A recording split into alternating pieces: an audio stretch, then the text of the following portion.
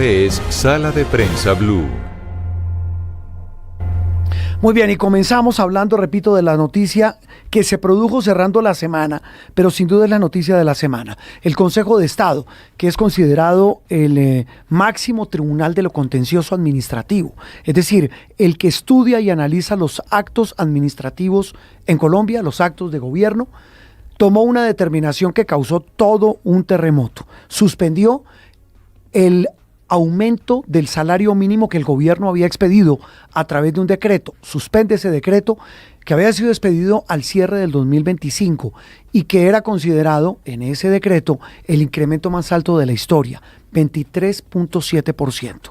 Para muchos, un incremento que tenía mucho de tinte electoral, pero esta decisión del Consejo de Estado pues genera una cantidad de preguntas y muchas dudas, especialmente en el campo jurídico y tal vez el más importante en el campo económico, porque hoy muchas personas que o ganan el salario mínimo, que con el subsidio de transporte quedó en 2 millones de pesos a partir del 1 de enero de este año, o ganan otro salario y tienen que pagar algún tipo de bien o servicio con base en ese incremento, pues están tratando de descifrar y de entender realmente qué es lo que pasa. Hoy domingo, por eso en la mañana, más tranquilos, con más pausa, pues buscamos explicaciones de los expertos. El doctor Juan Pablo Herrera, el decano de la Facultad de Economía de la Universidad Externado de Colombia, nos atiende muy amablemente a esta hora de la mañana. Doctor Herrera, como siempre, un gusto saludarlo. Juan Roberto, muy buenos días. Un saludo a ti y a todas las personas que están conectadas en este momento escuchándonos en Sala de Prensa Blue. Yo quiero arrancar con una pregunta que nos hacía una persona en el noticiero. Me dice, por favor, pregúnteles a los expertos lo siguiente: ¿qué va a pasar con mi quincena el 30, o mejor, el 28, porque este mes es más corto, el 28 de febrero que ya viene, doctor Herrera? Pues Juan Roberto, por lo que estamos viendo precisamente con la decisión del Consejo de Estado del viernes pasado, lo que queda claro es que esa persona puede tener total tranquilidad de que seguramente terminaremos el mes de febrero con unas condiciones invariantes en cuanto a lo que corresponde a lo formulado en el decreto 1469 del 2025. La razón es que en este auto el Consejo de Estado ha sido muy claro y le ha dado una orden al gobierno nacional.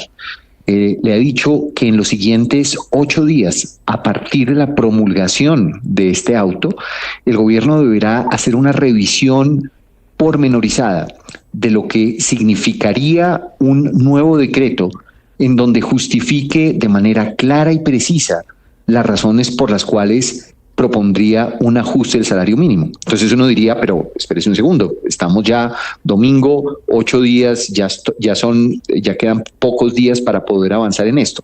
Pero lo que también el gobierno nacional ha anunciado desde el día viernes es avanzar en una acción judicial en donde seguramente los términos puedan extenderse, y en esa medida, pues lo que ha dicho el Consejo de Estado es que la suspensión se hará en un mecanismo muy claro en donde al gobierno le asistirá una oportunidad de contarle a la opinión pública y por supuesto a esta alta corte lo que ha significado el salario mínimo, y muy seguramente, Juan Roberto, terminaremos el mes seguramente con las mismas condiciones que tenemos al día de hoy. Yo creo que parte de lo que deberíamos tener muy presente hoy domingo es que el Consejo de Estado pues se ha pronunciado con una medida provisional.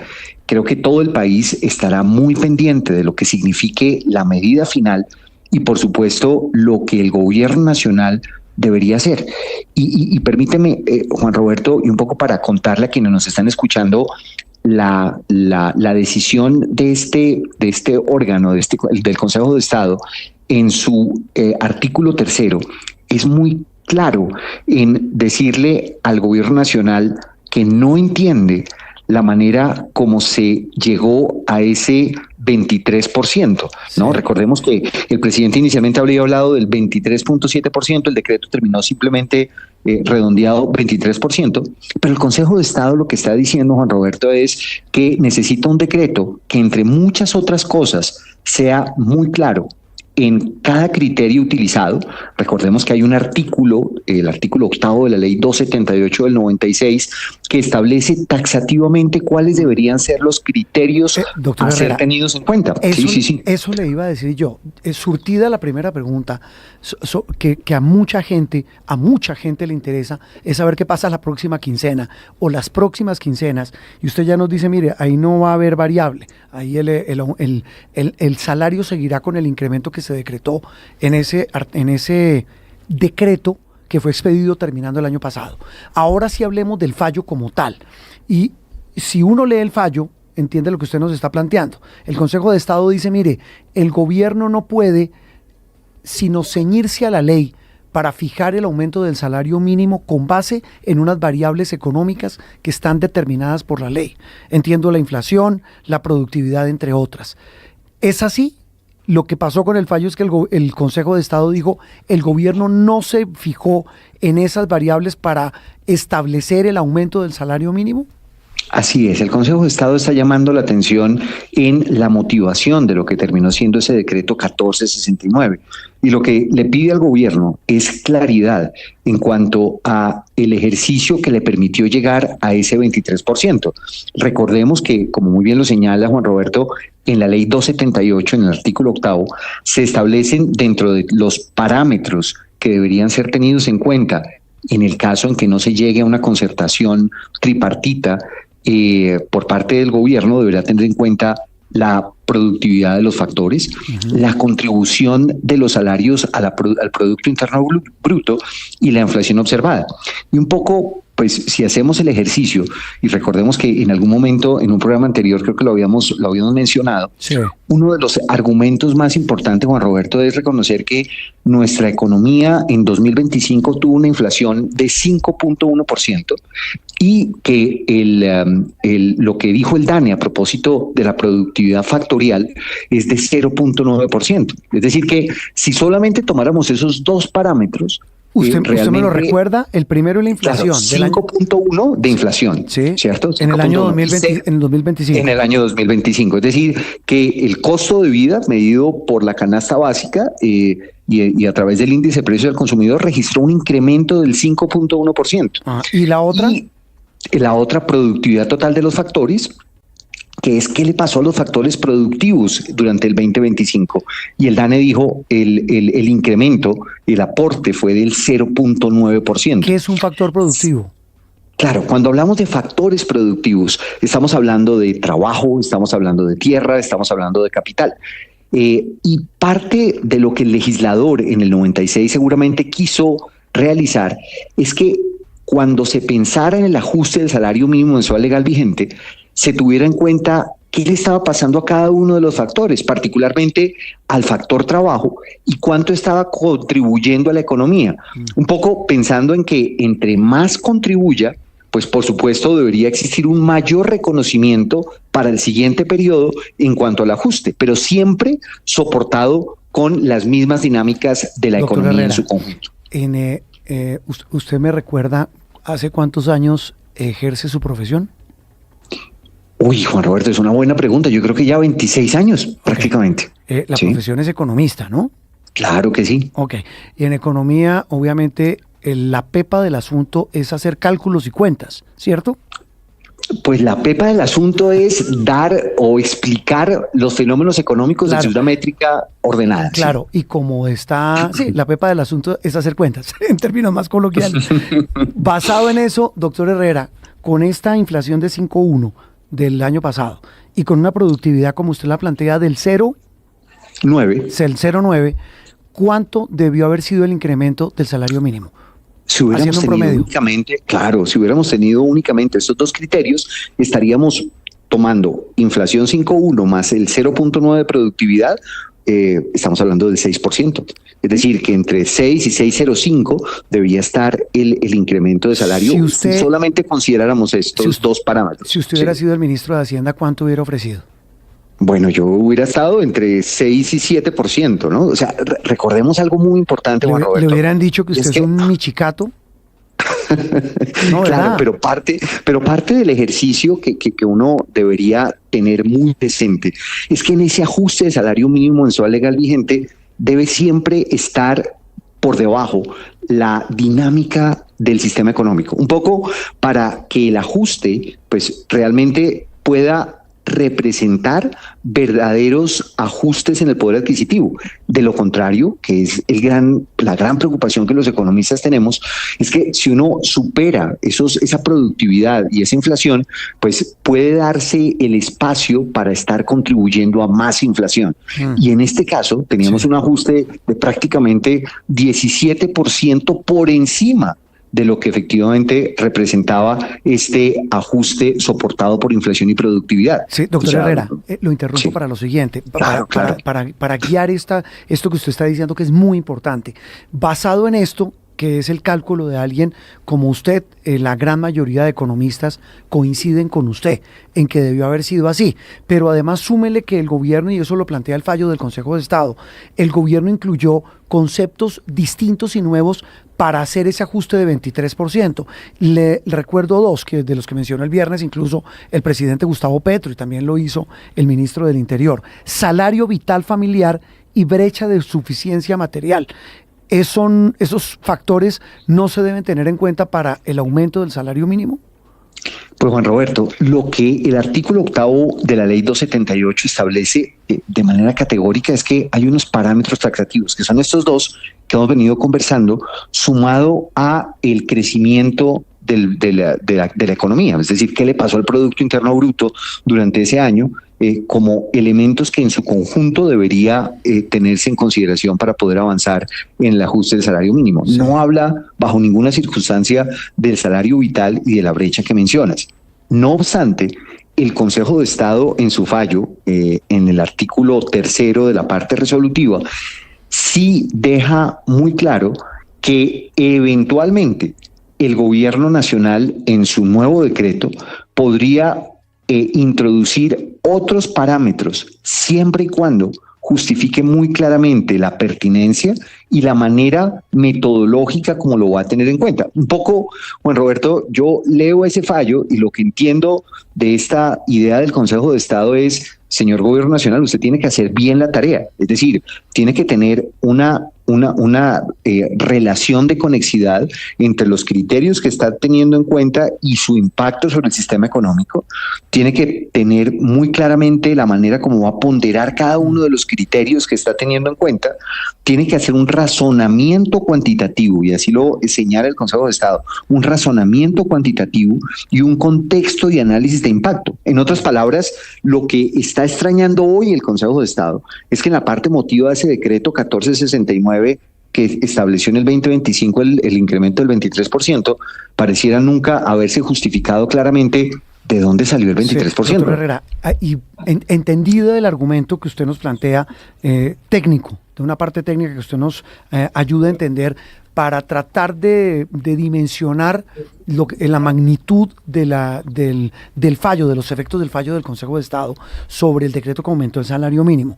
Viene ahora una consideración casi o muy en relación con la pregunta que hacíamos al comienzo.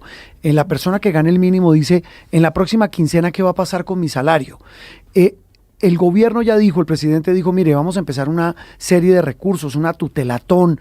Esto pues nos debe llevar a buscar todo tipo de recursos jurídicos para apelar y controvertir este fallo del Consejo de Estado.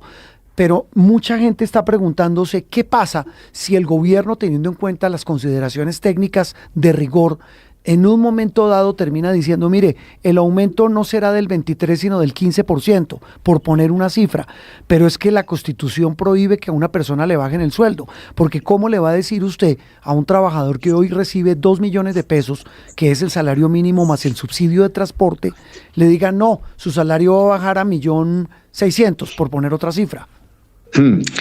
Es una discusión muy interesante y seguramente si hablamos con los juristas nos dirían que deberíamos tener en cuenta un elemento muy importante, sí, y es la validación y que puede hacer el Consejo de Estado del decreto 1469.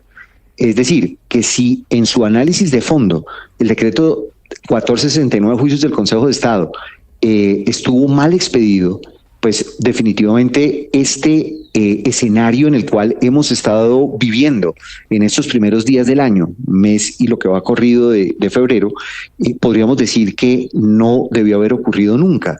Y en ese sentido, pues a la hora de reconocer el error que habría cometido el gobierno a la hora de generar este ajuste, pues seguramente todo el decreto quedaría invalidado y deberíamos arrancar de cero. ¿Qué es lo que nos está anticipando en este auto el Consejo de Estado? No se puede mirar hacia atrás, no se puede generar un análisis retrospectivo, pero hacia adelante, en lo que significa en el pacto de los nuevos contratos, etcétera, pues deberá ceñirse estrictamente a esta nueva realidad. Por supuesto, como tú lo señalas, Juan Roberto, pues este será un tema traumático para el país, pero pues recordemos que finalmente quien lo ha generado, pese a todos los llamados desde la academia y desde el sector empresarial para que se tuviera en consideración razones técnicas para poder avanzar, ha sido el gobierno nacional.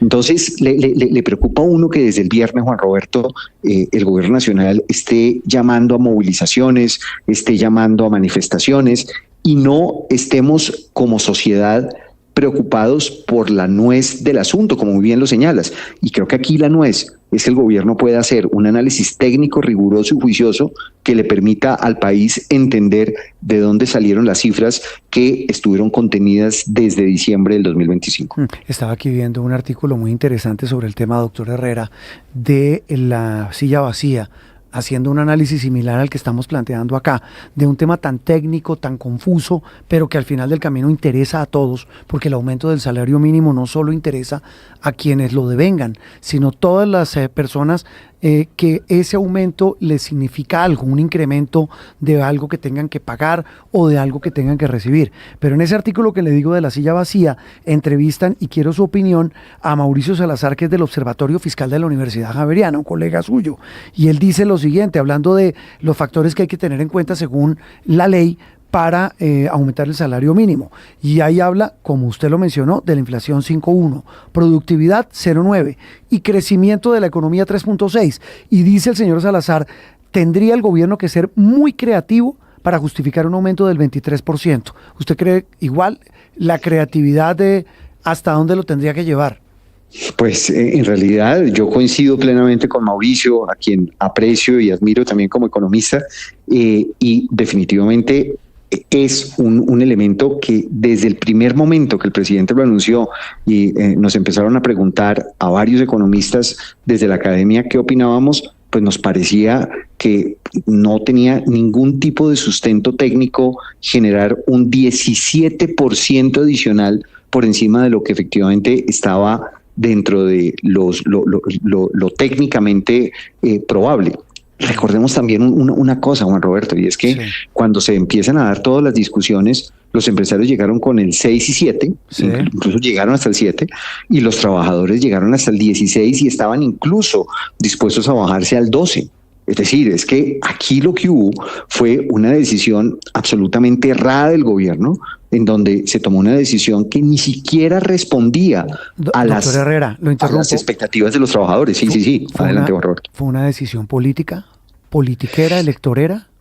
Pues le preocupa a uno muchísimo y coincide justamente en un momento en donde se están tomando decisiones de peso en la contienda electoral, y pues definitivamente parte de la gran preocupación es que uno no puede hacer política con unos temas tan sensibles como lo que significa el futuro de un sistema económico. Hablábamos de los empleados, de las personas que reciben un salario mínimo de 2 millones y que están pendientes de qué va a pasar en su próxima quincena, no la de este fin de semana, que ya, digamos, se había causado, la de la mitad de febrero, digamos las que vienen, la de final de febrero y la de la primera mitad de marzo, si uno lo puede partir así. Eso del lado de los trabajadores. Ahora del lado de los empleados, y siempre digo la misma frase aquí en este programa, doctor Herrera, como dice mi madre, con la mano en el corazón. Si a usted hoy lo llama un empresario que tiene 30 empleados, de los cuales 25 perciben el salario mínimo, frente a esto que ha pasado, ¿usted qué le dice a ese empresario? ¿Que haga qué? Sí, es una decisión supremamente complicada.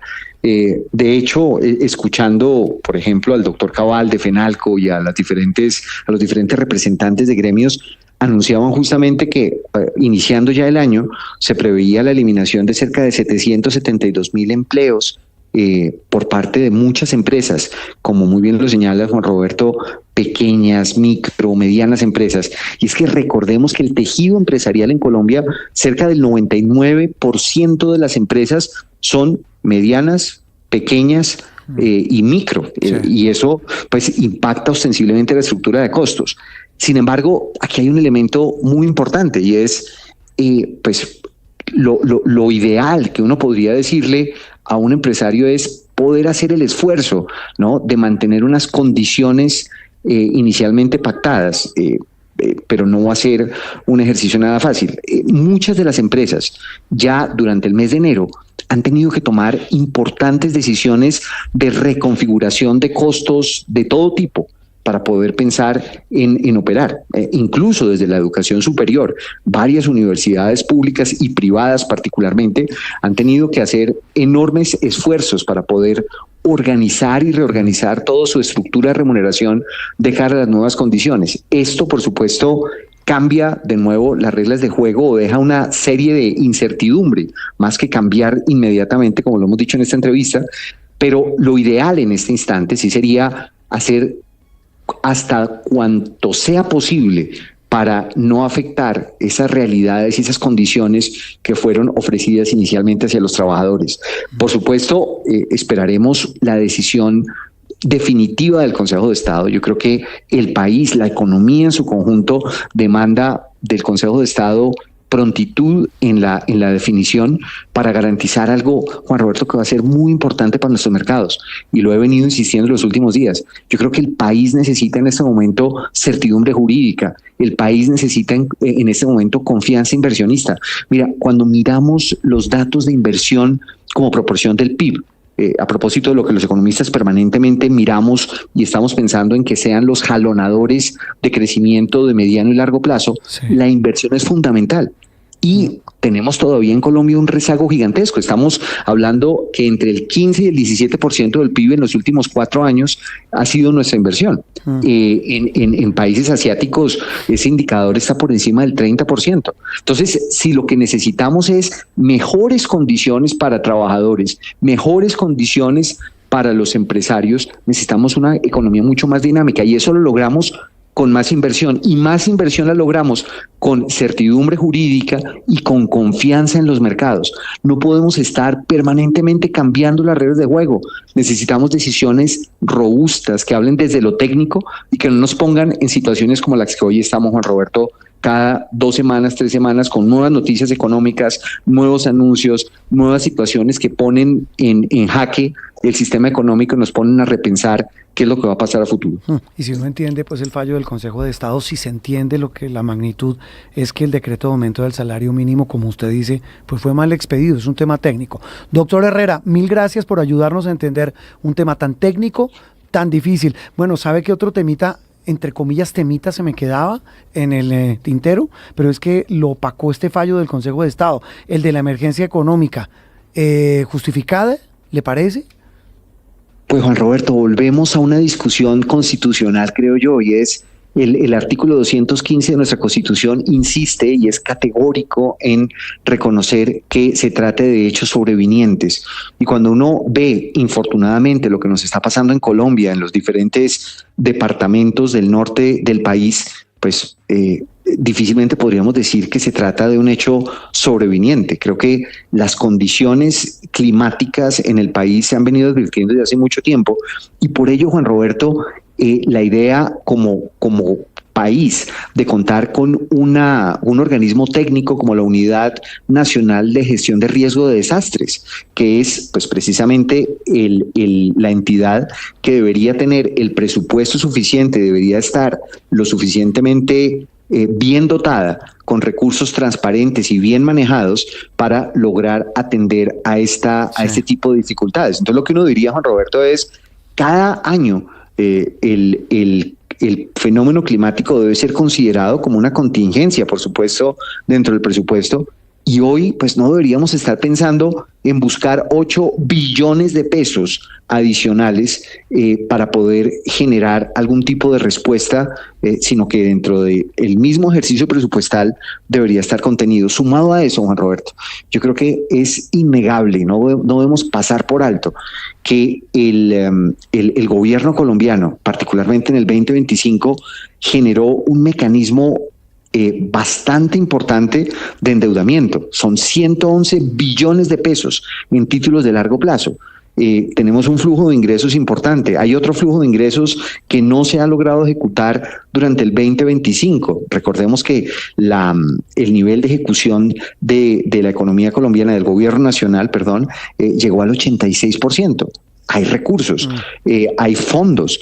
Entonces, pensar hoy, Juan Roberto, en de nuevo una cuarta emergencia económica para ponerle aún más ruido a todo el tema sin tener claridad en un hecho sobreviniente y pensando ya en inversiones forzosas del sector financiero, que sea de paso decir inversiones forzosas con los activos de todos los colombianos y colombianas en sus ahorros, impuestos a las grandes empresas, pues todo eso hace menos que generar una situación supremamente compleja y un ecosistema que no es desde ningún punto de vista favorable para estimular la inversión.